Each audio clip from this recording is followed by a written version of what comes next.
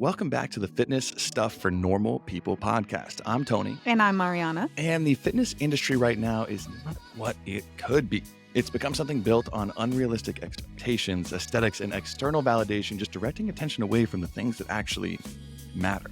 The bottom line is we're not just trying to throw out another fitness podcast. There are plenty of those, but completely change the fitness industry for the better by giving you the knowledge and tools so you have the confidence in applying the best possible training and nutrition into your own life.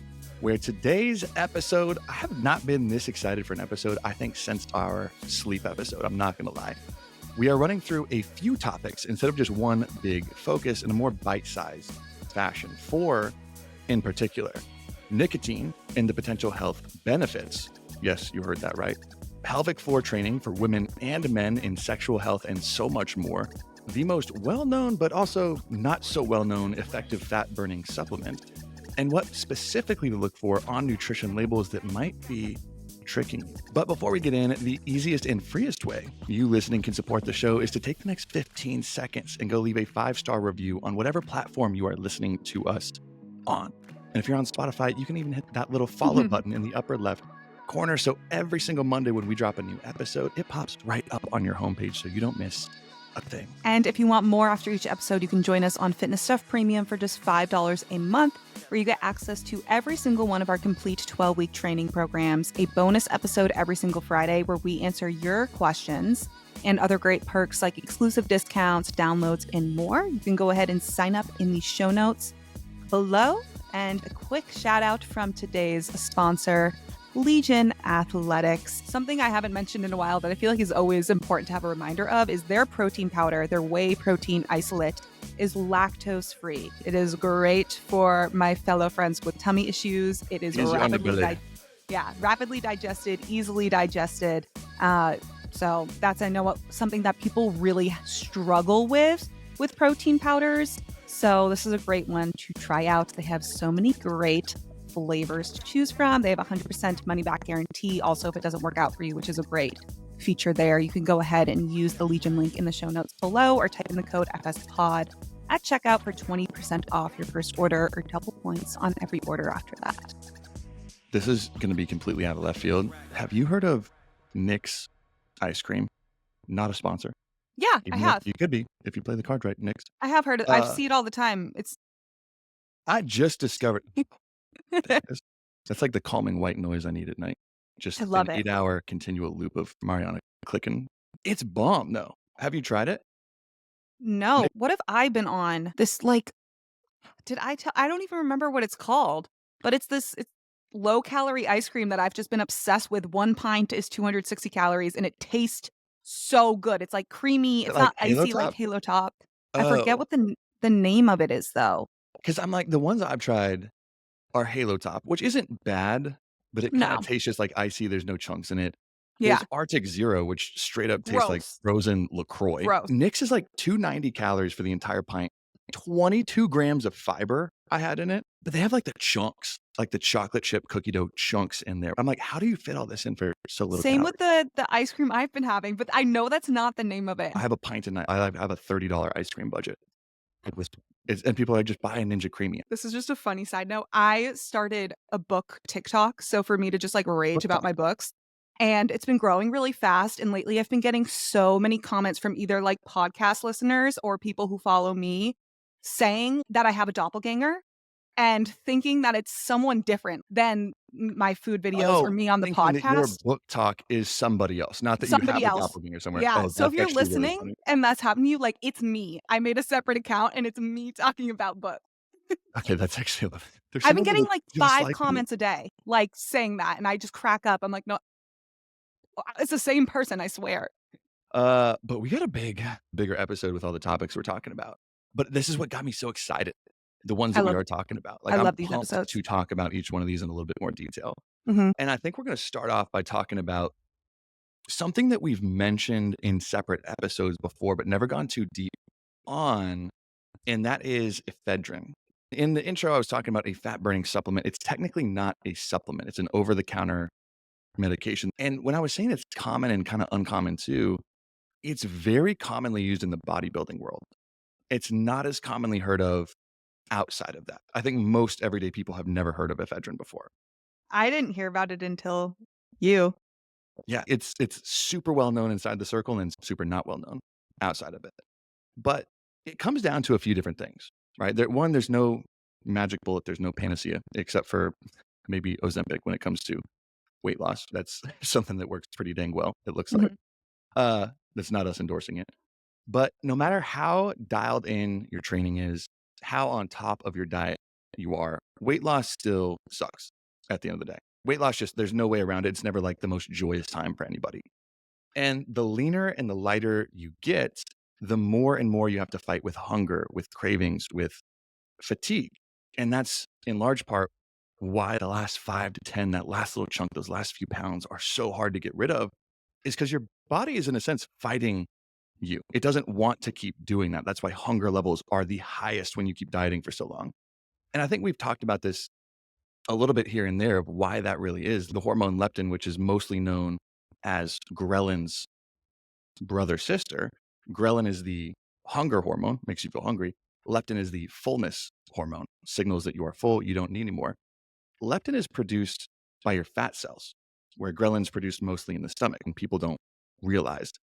And it's produced in proportion to the fat cells' size and the number of fat cells. So as those fat cells shrink and shrink and shrink, the less of that fullness hormone is being released, the less leptin is being let out, making you feel less and less satiated after each meal. And that sucks.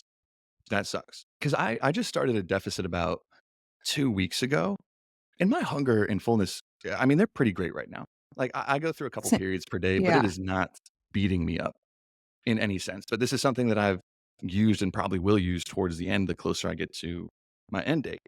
Now, if you're in the bodybuilding community, you've probably heard of ephedrine. If you're not, then you probably haven't. So, what is it? Like, what are we talking about? Ephedrine is a stimulant extracted from a traditional Chinese plant, also called ephedra. Sometimes it's referred to. And what it does when you ingest it is it makes breathing easier in the body by relaxing the muscles around airways. This is why a lot of traditional Chinese medicine has used this plant to treat different conditions like cold, coughing, the flu. Here in the US, it's found now in over the counter asthma medications like Bronchate.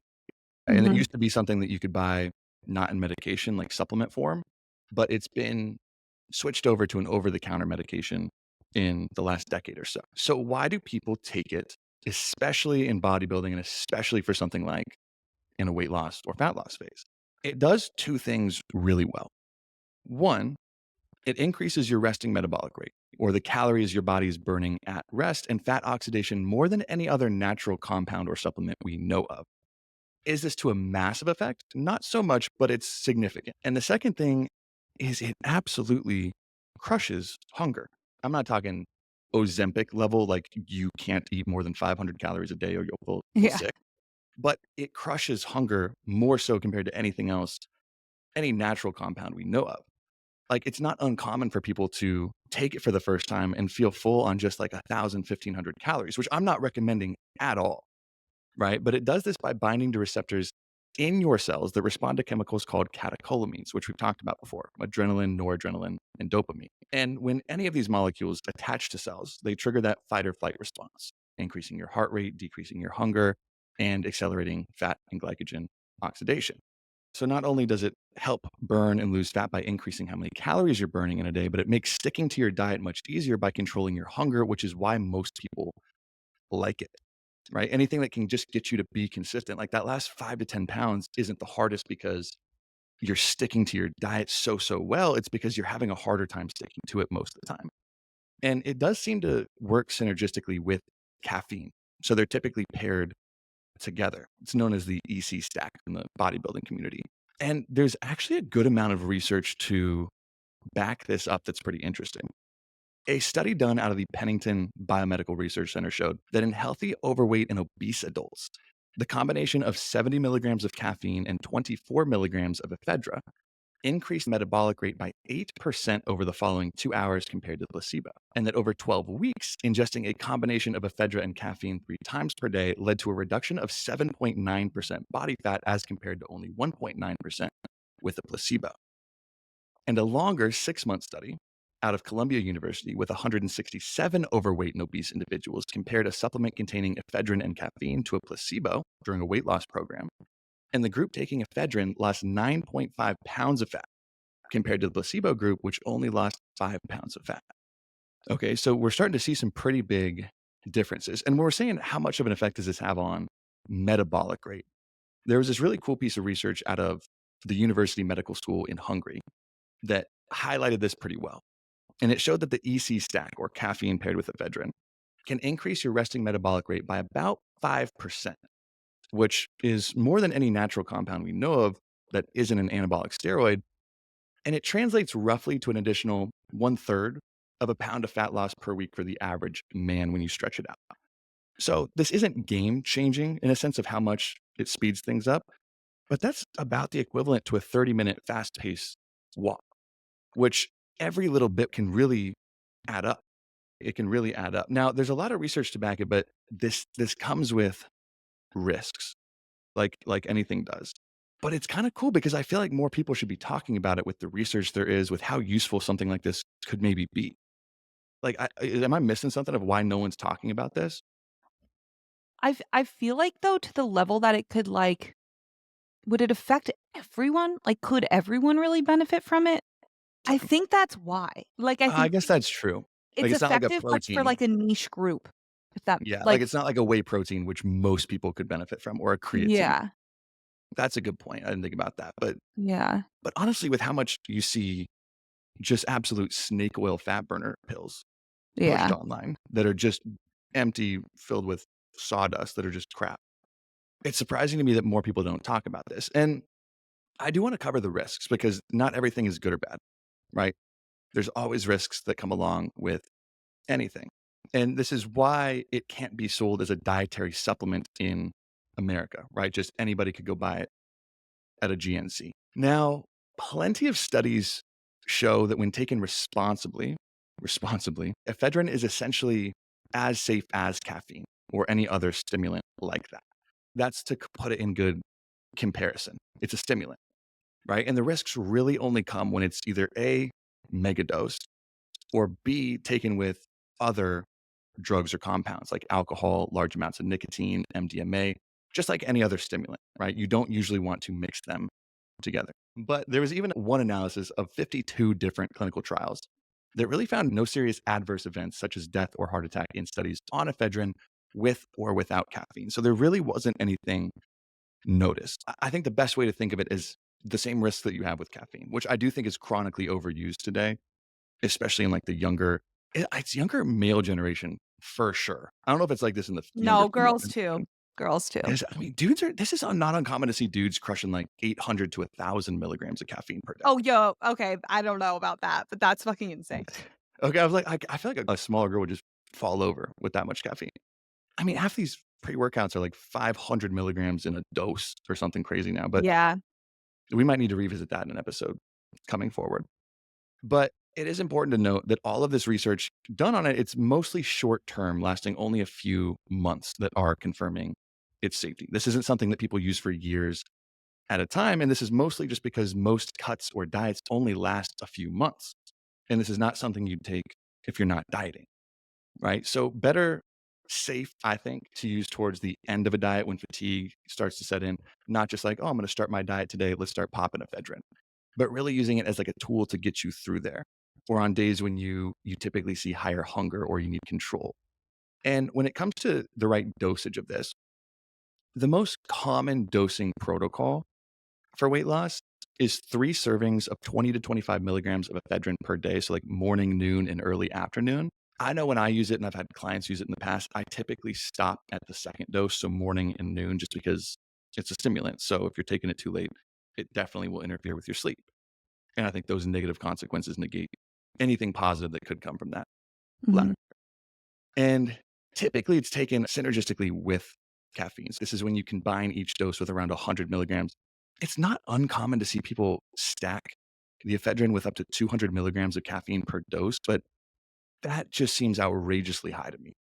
I mean, that would mean you're taking 600 milligrams of caffeine, which 400 is about the upper limit for safety of what you want to consume in a day. So that just seems like way too much. But I know bodybuilders also do some other not so safe things for your health sometimes. I think that's why, but most commonly that's the dosing protocol. And at least in the States, I don't know what it's like around the world.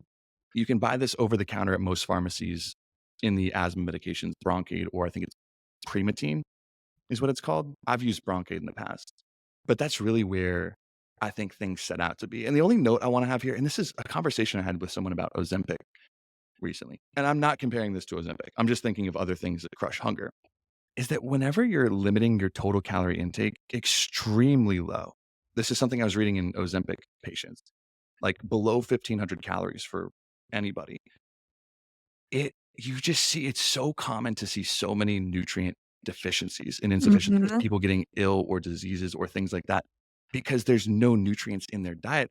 Even if you're eating a nutrient dense 1,200 calories, you're not getting a lot of nutrients in 1,200 calories, right? So I start seeing all these people and reports coming out about Ozempic who it's not uncommon to eat 500 to 800 calories a day. That's And these disgusting. people are so nutrient deficient where it's like you start seeing so many other negative health outcomes come with it. So that's just to say, if you are dieting low, regardless of if you're having ephedrine, Ozempic, anything, is be really careful and make sure this is where like tracking with a chronometer Chronometer. to track your micros is super important to make sure you're getting enough of it and you're not falling far short Mhm. of this. And I was gonna say, like don't even consider like I know some people are like, oh my gosh, this could be it. Don't even consider looking into something like this if you haven't been consistent with training or diet for at least a couple months. Right? Like, Yeah. if you haven't even been consistent yet, don't think a supplement that's the top 5% of the iceberg, and consult with a physician, especially if you have heart issues along with any supplement or Mhm. but but that's ephedrine. It's just it's got some wild benefits that I just don't think people talk about enough, or Yeah. more valid use cases than most people talk about enough. I, like, wanna try it, but I also have no need to. But I just wanna, like, know. Like yeah. Kinda cool. Let's talk about those nasty nutrition labels. Nutrition I almost wanna labels. get my ice cream label so you can tell me what I we're looking at know. 'cause they're People kinda put confusing. way too much faith in the nutrition label and trust in them so hard that it's honestly insane to me. So we're going to run down what to actually look for in a nutrition label, what matters and what doesn't. But when I was making this, I was really like, what's really helpful is looking at what to stay away from because there is so much misleading information to find on a nutrition label and just on a package in general. Front of package labeling is just so sneaky and so conniving. So we're going to talk about both, but that's kind of the angle I I was want gonna to take. so you're saying instead of looking at, like, the things that matter, like, the few things that really matter, it's like there's more things that you should be Wary of. afraid of, or, like, you should know, like, what to avoid more Yeah. than Yeah. that's totally especially when it comes to packaging. Yeah. I feel Yeah. like now it's like marketers get involved, and it's like, they get Yeah. tricky. They get tricky. My short, if I was just keep this short and sweet, I would say completely ignore front of package claims. But we're not keeping this short and sweet because this isn't a TikTok video. But so why I say is to ignore them is because front of package food labeling tries to lure you in to purchasing the products by making health claims. There's actually studies that show that adding health claims to front of package labels makes people believe a product is healthier than the same product that doesn't list the health claims, and this affects consumer food choices. We've talked about this before, it's the health halo effect, and this is an area of research that is so heavily studied in both public health nutrition and nutrition and food economics because it helps you understand humans' purchasing behaviors and helps businesses make more money. Why are people going to choose my Yeah. product? What's going to make them reach to buy it more? If they believe it's healthier by slapping on this label, of course we're going to put this label on here. So I want to get into the most misleading claims and kind of give you the Cliff Notes version of each. Number one May that I I have ask to mention. may I Oh, ask yeah, a go ahead. question first? 'Cause I'm just curious out of this now because I haven't actually looked into this aspect.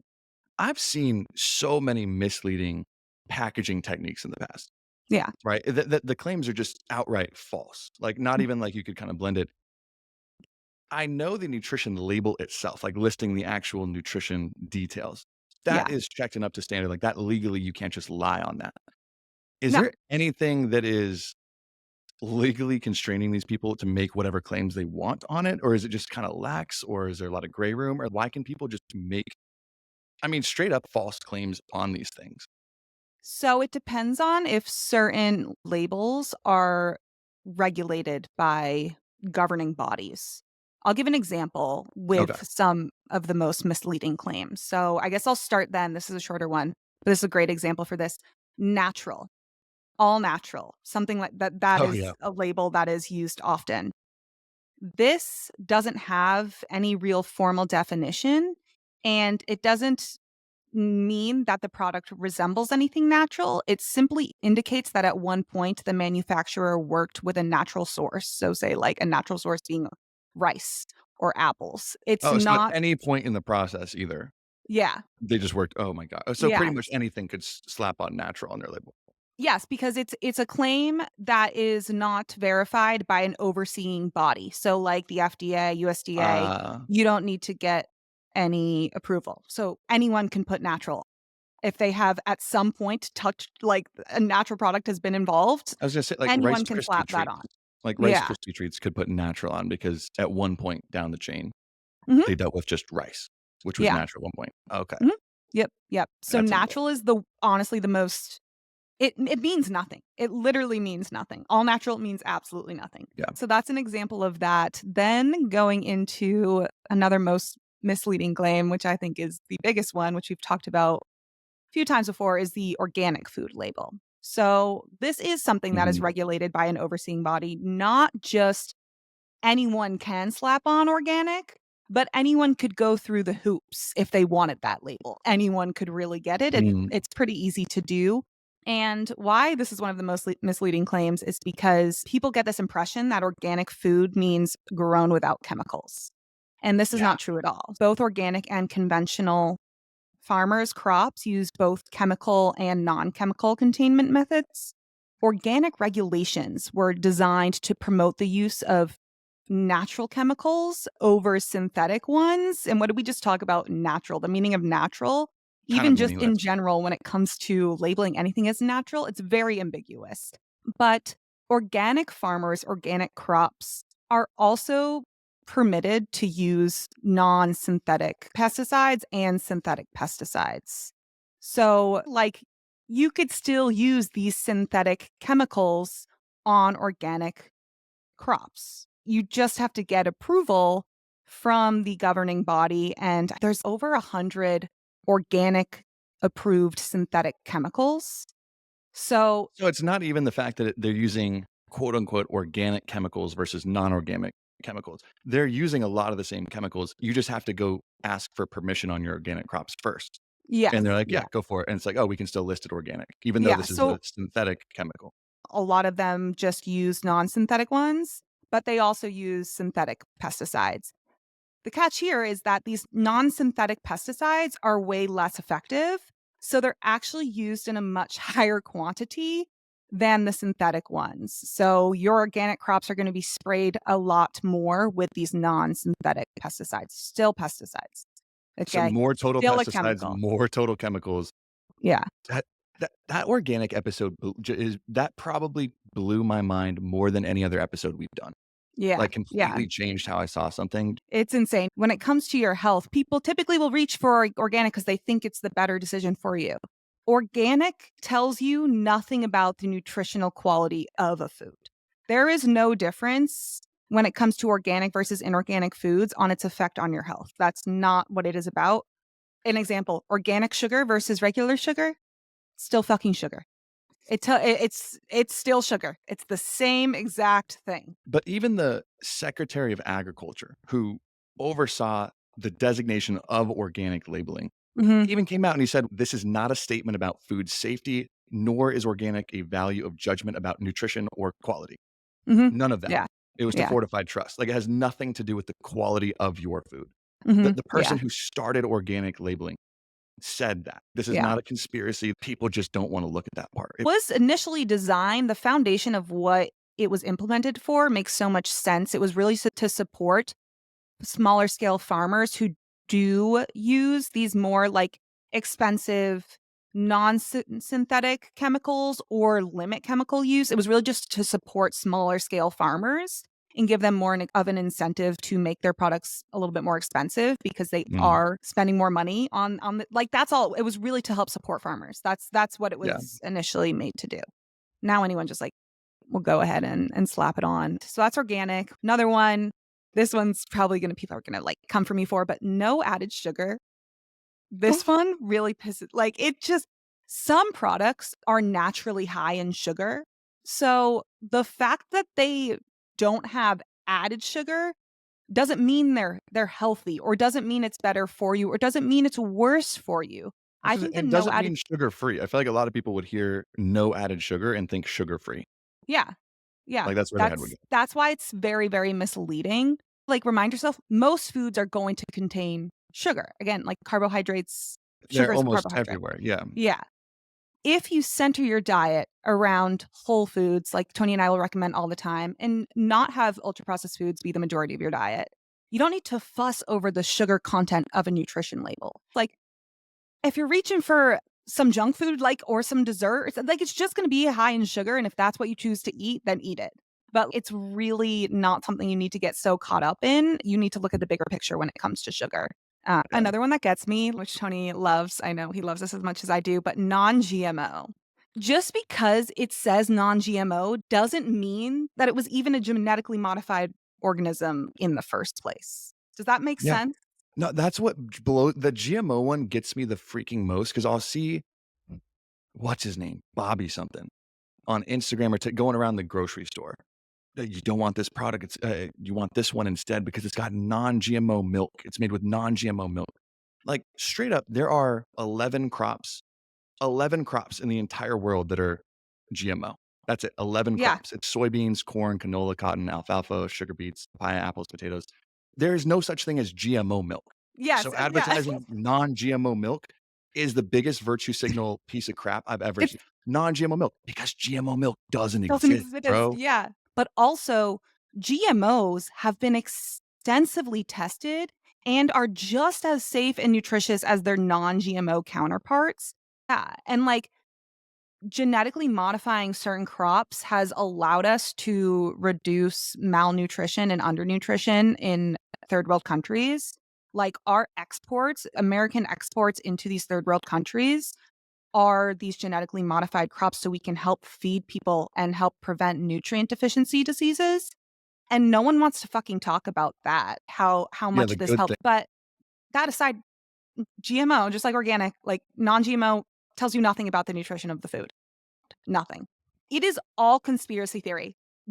People who are so freaked out about GMOs and think that that is just conspiracy, thinking that we have just this mutant food that's been tampered with by the government. That's killing us. It's scare tactic.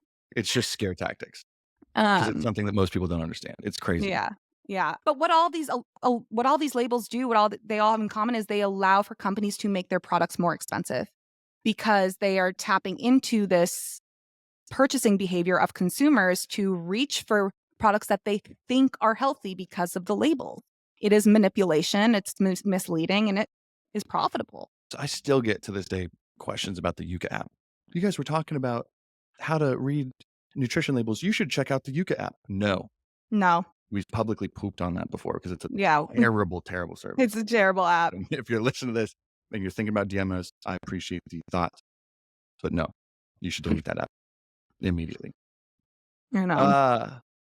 Okay, this is what I'm excited. Okay, tell me about nicotine because this is not my realm. And also, I feel like I could come out from more of a skeptic. I'm a skeptic of this. Yes. That Well, because perspective. last week I mentioned it in our alcohol episode. We did a whole episode about alcohol, and I just briefly mentioned how I think it's a good idea. Like if you have social gatherings, social events where alcohol is very present, it's expected that you're drinking, you're doing all this, that it would be far better if you're looking for some sort of substance to just kind of help you get in that social mood or just make that a little easier for you, of just chewing a piece of nicotine gum or something like that instead, because nicotine gum's not going to negatively impact your hormones. It has 0 calories. It's not going to negatively impact your cognition. There actually might be some benefits to it that we'll talk about.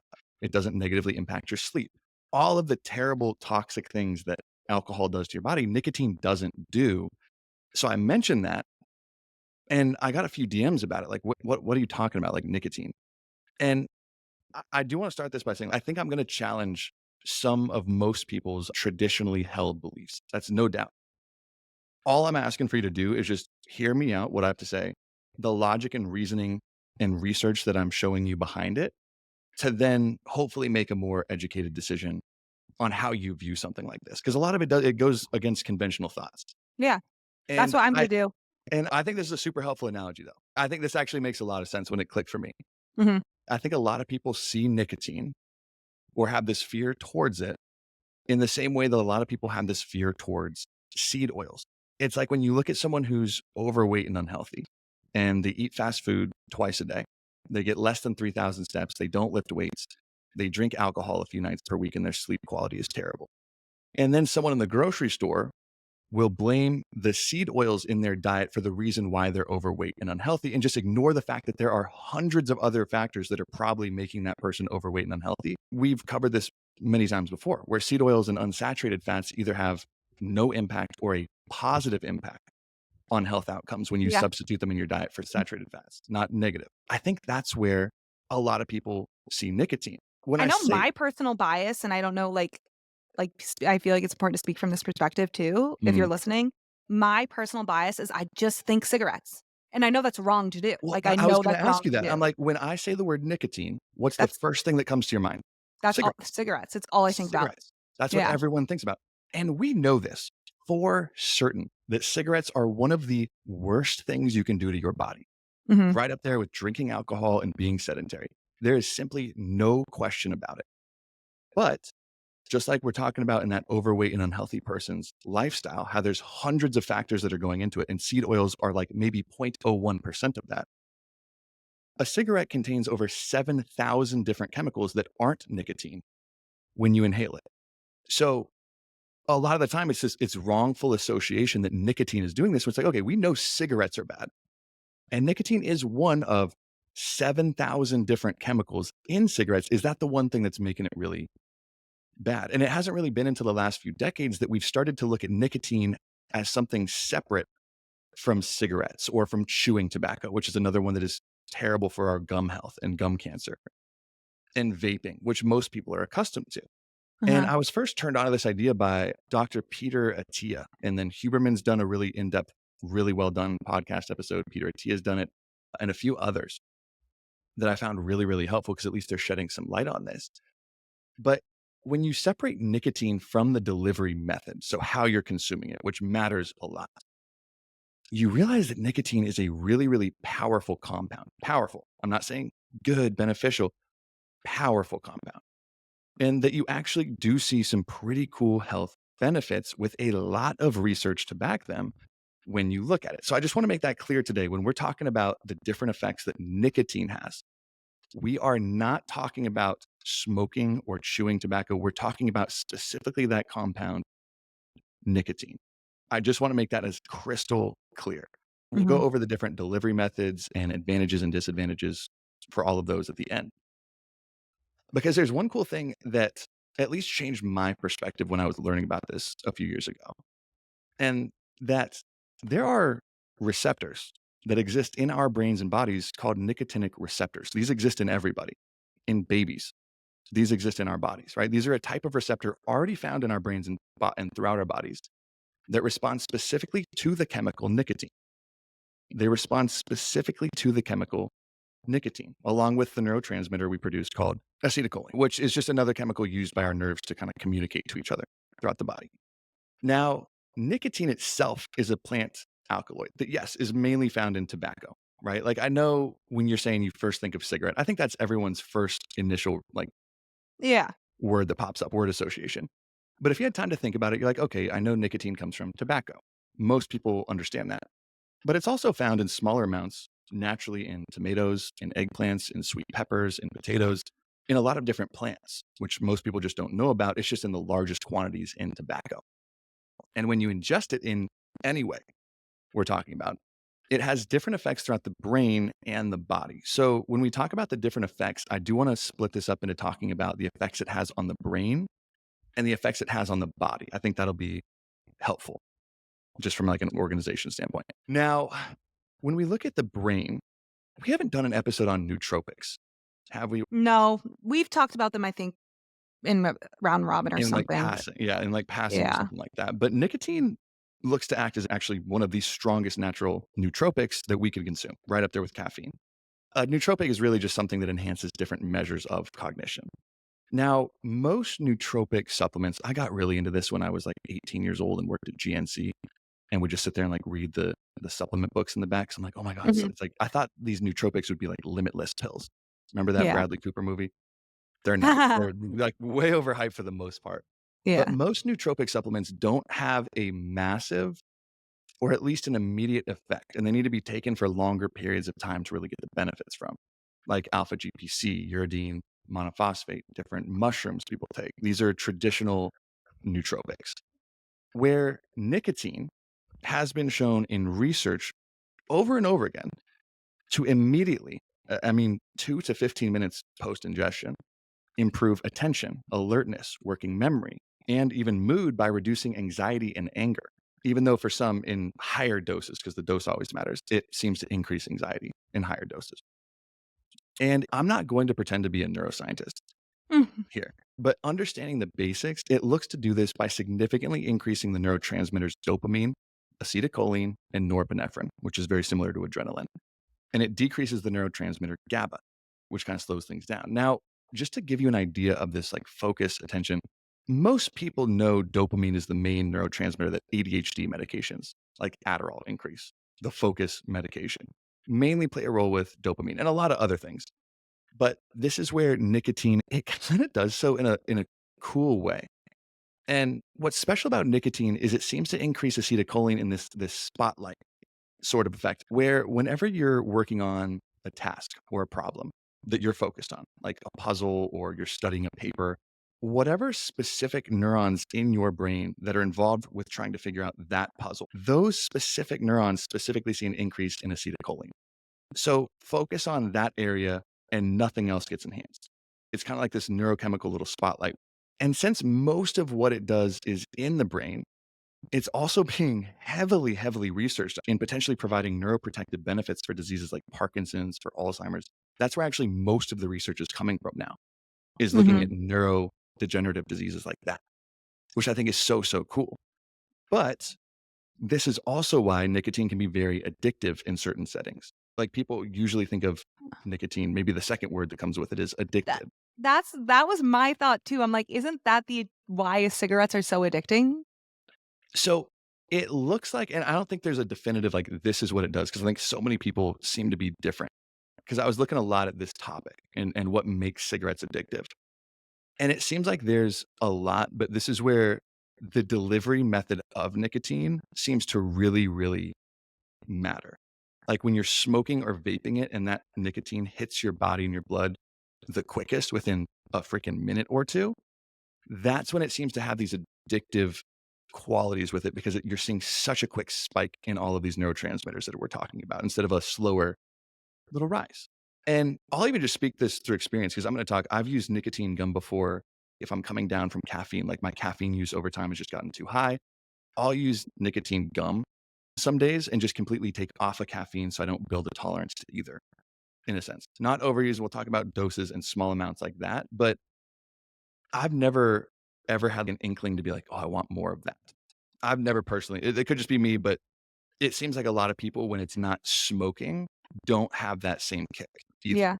Do you feel like this is just I don't know if this is just my ADHD brain, but like I feel like this like the whole nicotine thing like reminds me of like Americans can't have nice things. Like that's the first thing I think of is because we abuse the fuck out of everything. We ruin Probably. everything because people take everything to a level that is just excess.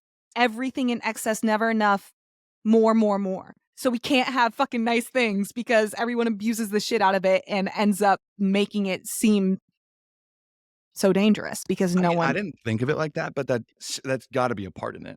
Because a lot of these things that we're gonna talk about and potential benefits and effects that it has on your body are when you use it at very moderate to low intermittent levels. Not when you're just sucking on a vape 24/7 or you're Yeah. smoking a pack of cigarettes a day or you have chewing tobacco or a Zyn in your lip or 2, 12 hours a day.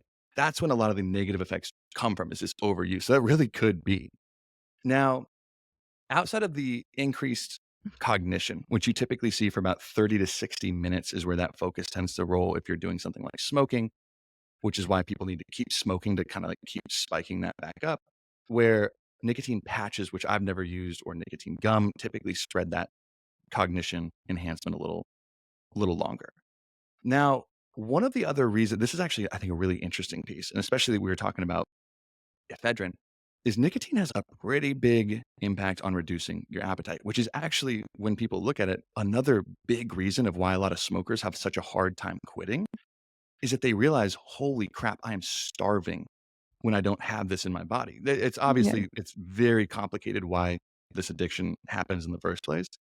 But when people are going through it, they say that's one of the biggest challenges is, oh my God, I have this insatiable hunger that I now can't control. Again, this is an overuse, but why a lot of dieters and even bodybuilders I've seen before use it during their last little bit during prep or when you're really, really hungry is because it does a pretty good job at reducing your appetite. And Which can be taken, like, I feel like that's also incentive for people to abuse the fuck out of it. exactly, like people who have maybe eating disorders or at Yeah. least disordered styles of eating or anything else where it's like, I need to lose weight, lose weight, lose weight. They could just erase Like, your if I trans. knew about that when I had an eating disorder, I would have been Yeah. hounding Because you just nicotine want to gum. smash anytime you feel hunger, you're like, smash it down.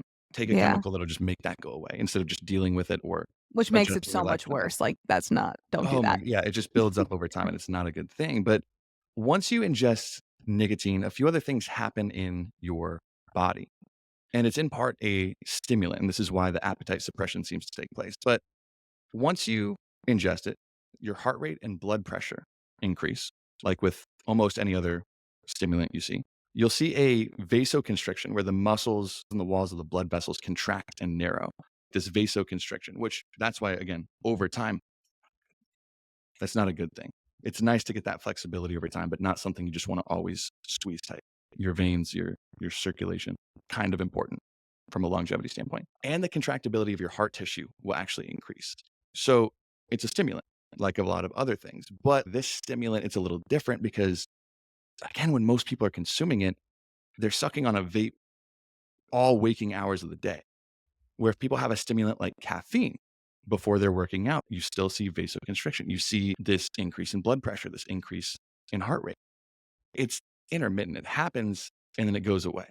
It's not something that you're just sipping on caffeine all hours of the day, or at least you shouldn't be, hopefully.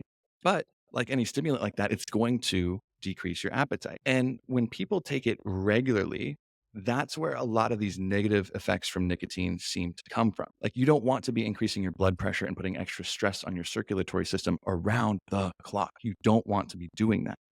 It's like the highways of your body, they break down over time. But when used acutely or just a very little now and then, you don't seem to see many of these negative effects, if any at all.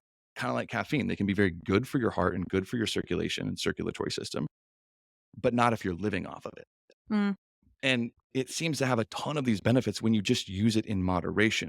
And the last little piece in the body is, and this is where it kind of confused me when learning about this, because most stimulants don't relax the body. But nicotine, at least these nicotinic receptors, when those are bound, it seems to relax skeletal muscle throughout the body, which is why it also makes it so helpful for focus and attention. It's like if you're trying to focus or study a paper, but your body's like all uptight. It's hard to focus when your body's not relaxed. So it kind of has that cognition enhancement while also relaxing your body, which makes it Let's, kind of the perfect pair. that's like, that makes sense to me because I feel like, again, I know it's not a cigarette, but I think about cigarettes in the sense of some people just like, oh, I'm so stressed, I need a cigarette. Like, That's why calm. most people, it calms them down. That's why my Yeah. mom used to do it. She quit. Go Diana. But yeah, it just kind of relaxes you, right? It just relaxes you. So it's the perfect pair if you're looking to improve your cognition and focus and really get some attentive work done. That's a good thing when you're talking about focus and attention and needing to focus, like cognition standpoint. Not a great thing for physical performance. So if you don't want to be taking this before you go to the gym. You might think, oh, it'll help me focus. You don't want to be relaxing your body before you go into a high intensity workout, right? That's usually not something that goes well. You can try it, but it's probably not going to work well. I'm just thinking about how freaking my brain, I'm sorry, my brain is not, I'm not focused today. I just keep thinking about random things. But is Use some that nicotine. like how do people smoke weed before they lift? I don't get that. That's what I never got. Like, a lot of people use it, they feel like they say they can feel it better, but I've also realized that I don't get the same feeling from weed that a lot of people do. They're like, "Oh, it relaxes you, it calms you down." I'm like, "I have a straight up panic attack if I So does smoke Jack. So does my 2 hits boyfriend. of weed. I can't do it. I'm a baby.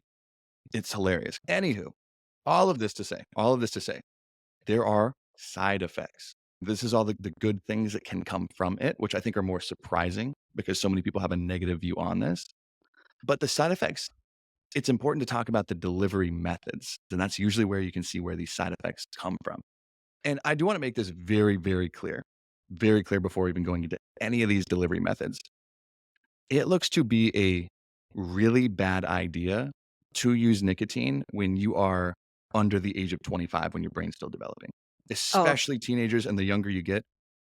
None of these small little benefits outweigh what it does to your brain when it's still developing. You don't really want to mess with that process and teach it and change how neurotransmitters fire when you are developing. Am I an expert in that? Absolutely not. But from all the research that I could pull together, that is not a good idea. That is not a good idea. Now, the different delivery methods, I think the first and most obvious that comes to mind is smoking cigarettes. Obviously, this is one of the only things that we can actually measure how many years will come off of your life by how much you smoke. You can't do that with almost anything else. Like alcohol and cigarettes is about the only two things you can typically draw that from. And any benefits that nicotine might bring from cigarettes are outweighed by 100, 1,000 with the negative effects of smoking has on your body. hmm. The just complete deterioration of almost all tissue types in your body. The question then comes, what about vaping? That's very common nowadays, which hasn't really been around quite as long. So there's no way that the data exists that we can say, oh, it takes off years from your life. And it seems like it's not quite as bad as smoking cigarettes, but it does have some pretty major drawbacks. Like one, it can severely impair lung function and damage endothelial cells, which are something Yeah. that you can't just reverse. It exposes you to harmful chemicals, including carcinogens that you inhale by heating up those compounds. And it has a much, much higher addictive potential since it makes the most rapid increase in blood concentrations of nicotine out of any other form. So even faster than cigarettes.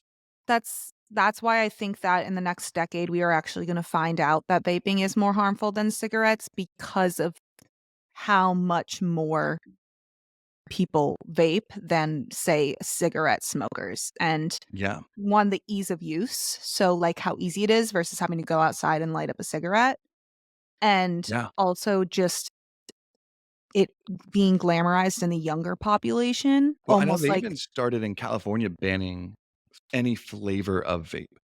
I don't know yeah, if that's that's a thing good. around the US, but you can't get, I remember that was a big thing. A lot of people were saying you can't get any flavors because it was advertising to children, which Yeah, totally yeah, makes sense. That actually is a good take. I would love to see the data because its addictive potential is so much higher yeah, with easy yeah. use. And then even seeing these sharper and massive spikes in all of these things that we talked about, that can be highly addictive. The next more commonly heard, which I don't think is used anymore as much, is chewing tobacco or dip. I know my dad did that like back in the 80s, 90s. On the East Coast, it is very popular Really? amongst Maybe I dudes. just don't see it. Maybe it is still popular, but I know I've never, I think I did once in high Disgusting. school and I threw up. It was bad. I'm making myself sound like a total baby today. Anywho, chewing tobacco or dip. Now, dipping or chewing tobacco, it's known to cause a 50-fold, 50-fold increase in mouth cancers. Yeah. Ugh. Terrible, right? Like up there with cigarettes, different. It's not your lungs, the rest of your tissue. 50-fold increase in mouth cancers. 50. I don't even think I need to say much more from that. The question then comes though, what about nicotine pouches like Zyn? So not straight up tobacco, not with the little shards of glass, but the pouches of just straight nicotine like Zyn. Those are very, very common now. And these don't seem quite as harmful in terms of mouth cancer that we see, but you do see infrequent Gum. use, your gums recede quite a bit. Yep. That vasoconstriction, it limits blood supply to that area. So you see a lot of receding gums, which you can get fixed in surgery, but I'm like, do you Oh, really want to mess okay, with let me tell you, this is the number one reason why I will never Zyn is as a person who has had receding gums surgery twice, because I got receding gum lines from my braces. I still have a few that I have to get done. And some people are just naturally like have lower gum lines, so they I do. just I should get it fixed, but haven't yet. yeah. They take the skin from the roof of your mouth and they don't put you under for it. They take the skin from the roof of your mouth and they make a graft and they attach it to your gums. And you have a little bit of Novocaine, but that's it because you have to be awake for it. And it is incredibly painful. And the recovery, you can't, because that tissue has to grow there now. So the recovery, it is awful and such a pain in the ass. So if Well, anyone was wondering, that's why I haven't done it yet is because I'm like, "What does that look like, Mr. Dentist?" And he told me, I'm like, "That sounds terrible." like it's all in my front. It's like just chunky gums because I have a whole extra layer of At least skin. they're not receding. Your teeth are gonna stay in. That's a good thing. So, that does seem to be happening with something like Zyn, even though those are, again, they're newer, so we don't have much long-term data on them, but it does seem like in terms of mouth cancer, it's not quite as high. Now, the best forms of consumption, like the ones that seem to give the benefits without the drawbacks when you use them in moderate doses, which we'll finish up with, is things like nicotine gum or mints, nicotine patches, or even these toothpicks dipped in nicotine that you just chew on.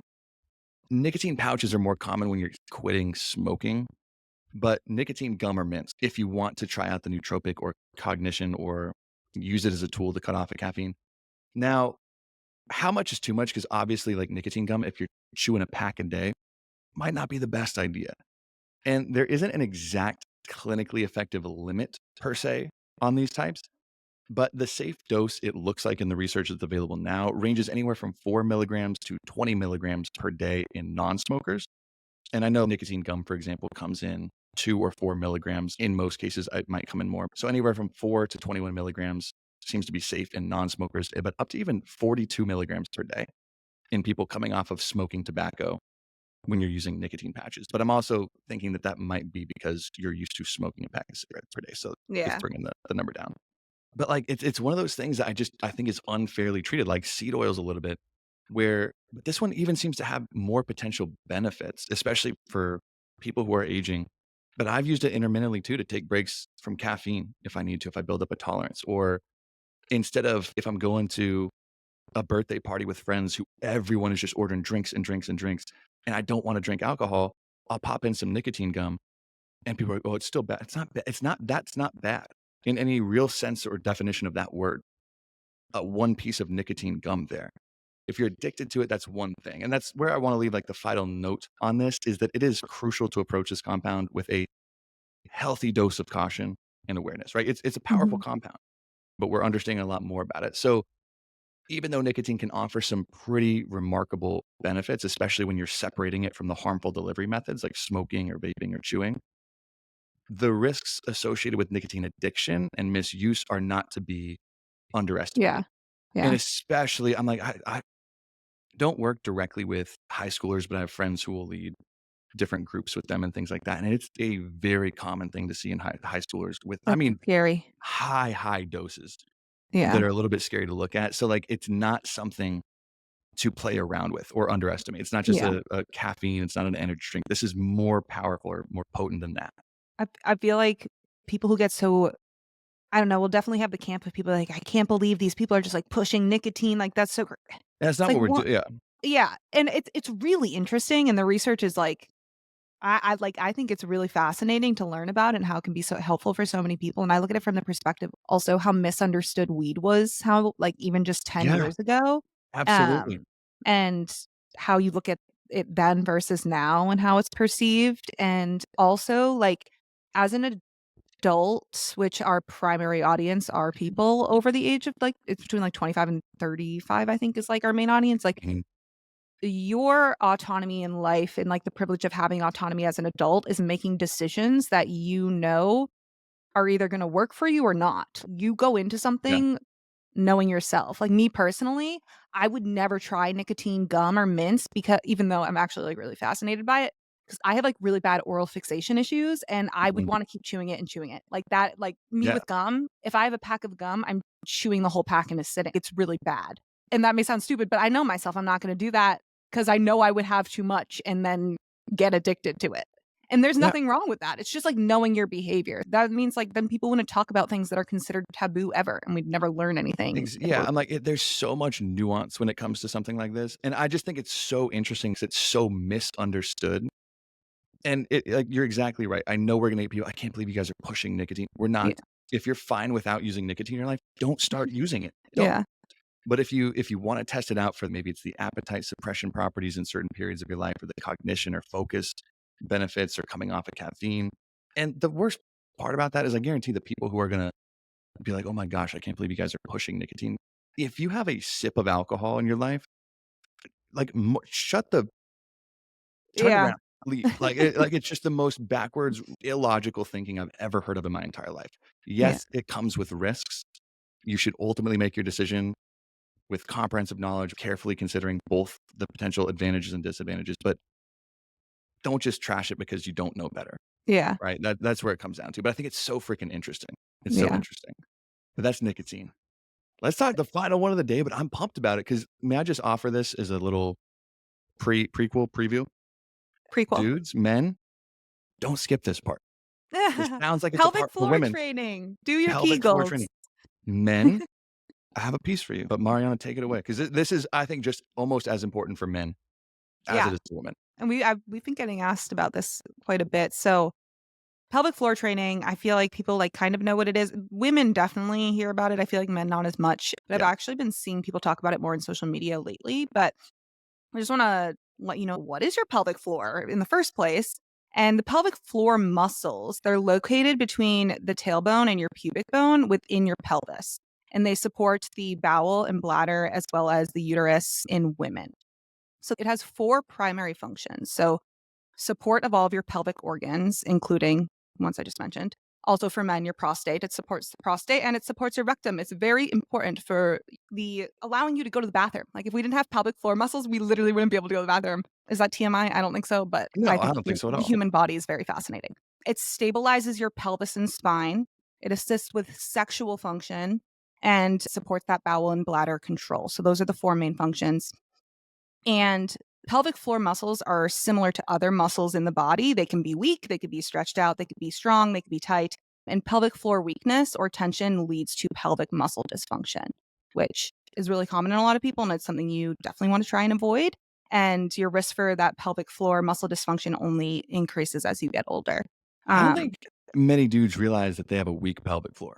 I didn't realize this. I was showing you before we got on this. I have this little, what's it called? It's a Kegel app because Kegel Kegels, trains the yeah. pelvic floor, right? I have this little thing. It's a pink app. I'm not gonna lie, guys. It's a little emasculating, whatever. But I didn't realize how weak my pelvic floor was until I started training it. So I think that's from like I Hmm. think a lot of guys are like whatever, but you don't realize how below baseline I feel Yeah. like a lot of guys are starting. Yeah. Yeah. And what I've been seeing people talk more about the pelvic floor and is its relation to your core muscles. And that's something I think people overlook is that your core and pelvic floor like relate to one another. So many people don't know that your pelvic floor muscles form the base of your core. So your core muscles include the pelvic floor, abdominal muscles, back muscles, and diaphragm. Your core. We're talking about your core. That's like a lot. We're not just talking about like your Yeah. abs. And when your core and pelvic floor muscles are weak, they won't work like as optimally as they should. If your pelvic floor is weakened, your core thus is also going to be weakened. So you should think about strengthening your pelvic floor when you're thinking about strengthening your overall core muscles as well. Something that's also fascinating that I think about is the pelvic floor muscles work as a team with your diaphragm. So, for example, your diaphragm deflates whenever you exhale and the pressure within your abdominal cavity increases, which causes the pelvic floor muscles to extend slightly downwards. And this same process occurs when you cough, sneeze, or perform any action that requires your pelvic floor muscles to lift and contract. So it also is involved when your diaphragm is moving up and down. I just think that that's interesting and just kind of shows like why it shouldn't be overlooked for anyone. Yeah. And I just want to run through some of the benefits of a strong pelvic floor if like you're hesitant or think it doesn't really matter for you or like one, improved bladder control you can overlook and think like, oh, well, I'm not an old person. Like I don't struggle with my Mhm. bladder. For women, this is something that a lot of women are like even at a younger age would struggle more with just because of our anatomy. These pelvic floor muscles are very popular if you are pregnant or after pregnancy. It's really important to do these strengthening exercises, but it's very popular to do amongst doctors and surgeons. If you work a job where you can't take breaks as much, nurses also really take advantage of it. That's just like, I don't know. Another one that is, I guess, a bit taboo, but I talk about this a lot with like girls and stuff is, and also like men can think about it, but enhanced sexual pleasure. If you have a weakened pelvic floor for women, just because of our anatomy, that is going to affect your sexual experience. And I'm open about Well, this stuff, but I was gonna there's say that's why I'm like, for I think dudes don't realize it. That's where I think the biggest benefits come for men too. yeah, Like, yeah, absolutely. because the pelvic floor muscles play a vital role in sexual function, including orgasms. Strong pelvic floor muscles can lead to increased sensitivity and pleasure during sex. Like, I I No, think it if does. that's like And well, for incentive at dudes, all, like that on top of lasting longer, stronger, trying to think of a better word for erection. Sounds weird to say. but Stronger rocket launch. That's what we'll say. I think that's also why people don't talk about it enough is because it's taboo or like, I don't know, Yeah. people think it's embarrassing to talk about. It is not at all, and it is so helpful, and the difference after you are consistent with your exercises for, like, a few months, it's it's insane. It's Yeah. really insane. That's So what I'm saying, like, for dudes too, like, you will notice a massive difference. Not mhm, just like, "Oh, I think" you'll notice. yeah. After a few weeks, like, you will notice. Yeah, You'll like, if you are also a dude and you have a girl if you are anyone who has a female sexual partner who struggles to completion, which, like, women, it's typically known that they struggle more, pelvic floor exercises are going to help so much with women getting there. That's also just a side note that I wish people talked about more, Yeah. but again, it's taboo, so whatever. But we're gonna talk about it. So that's a big benefit. And then reduce risk of injury during childbirth. I think that's why it's really targeted towards women is because it's talks so much Yeah, about I think so. surrounding labor and stuff, which obviously it's important, but it expands It is, outside but of that's that. why it's, like, only focused on, almost, Yeah. which Yeah. I think is yeah, it's 100% why it's not targeted towards men as much. Yeah. And then that increased core stability is huge because these muscles are part of the core and they are responsible for providing stability and support of the spine. So strong pelvic floor muscles can help improve that stability, but also can lead to better balance and posture. That is like postural balance. That's a huge one.